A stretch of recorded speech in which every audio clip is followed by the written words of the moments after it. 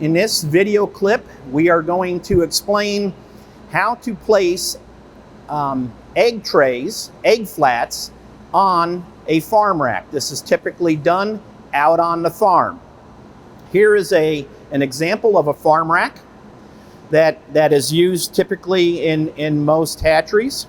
You've got 3 points up, and this end has the 4 points, I guess, down. So we've got a farm rack to my right.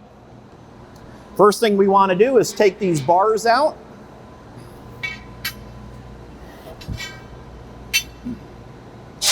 And not have them crash to the ground. Okay, so what we want to do, I'm first going to explain how to place these in on a tray frame, and then I'll actually tray some eggs and go through the process of how we do that. So we've got our egg flat, 3 points up. We've got these 4 pins that are on the bottom. The pins need to go within this, the L frame of the tray frame and slide in. So point the 3 points inward for the first tray. Second one, again, slides in. When we do this, we want to be very careful on how we're holding eggs. You certainly don't want to do this with a full set of eggs, otherwise they're going to fall to the ground and make a big mess.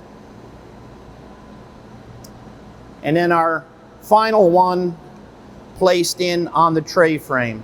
So you want to make sure that they're in as far as they'll go. Once the rack has been completely done, these bars will go back in to secure them so that during transport these trays don't fly out.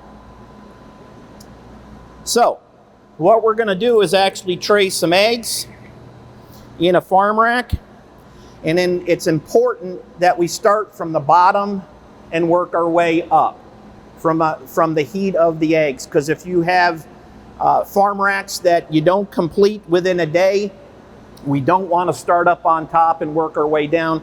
We always start from the bottom and work our way up, and we go across this way as we're loading the farm rack. So what I like to do is I like to take a look at the racks or the flats of eggs and make sure that the small end is pointing down.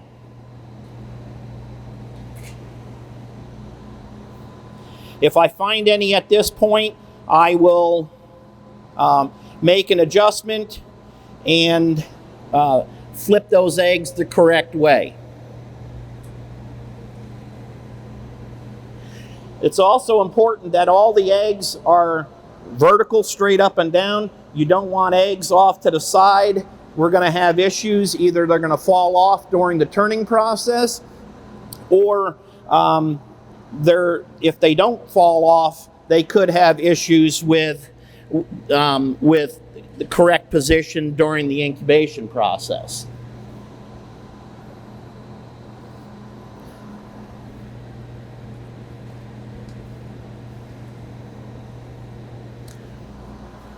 Then we'll do the next side. And again, giving the eggs a good look over. As I noticed here, we've got one egg that was pointed end up. We want to make sure that the pointed end is down. The reason for that is the air cell will be in the large end of the egg, and it needs to be upright so that when the chick goes to do the internal pipping, that it's going to be orientated the right way.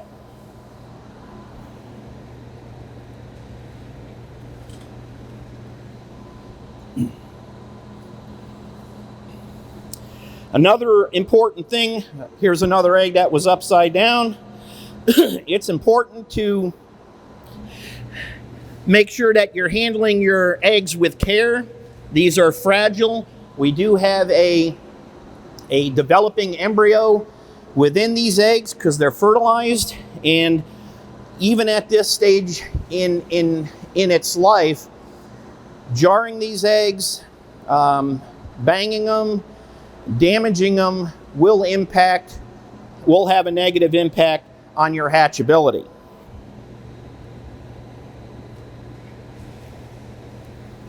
So, as we proceed, we would just work our way up through the rack to complete this process.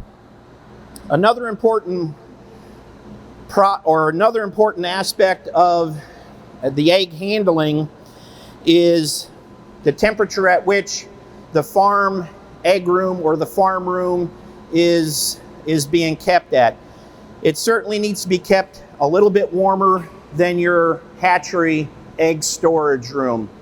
If we have the temperature too high at the farm, or more importantly, too low at the farm, and then they come to the hatchery, it can create some variations for that embryo, which would create issues in development.